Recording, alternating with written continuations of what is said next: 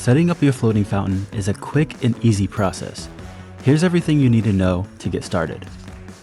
First, you'll need to loosen the metal hose clamp using a flathead screwdriver and slide it towards the bottom of the hose. Next, you'll just need to feed the hose to the center of the floating base. Now place the fountain head onto the hose and secure it in place using the provided screws. Now unwind your power cables, connect the power cables to the transformer, and then remove the seal. Double check all your connections to ensure the unit is watertight and ready for the pond. Carefully lower the fountain into the water. The base will keep the pump submerged, while the floating head remains above the surface.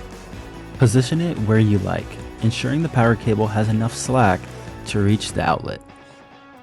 Now plug in the pump and the lights. Make sure to not plug in the pump when it's outside of the water. Once plugged in, your pump is ready to go, providing a beautiful aeration for your pond.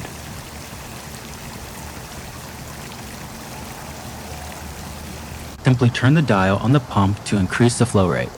And there you have it, a bold, visually impressive display that delivers both performance and style.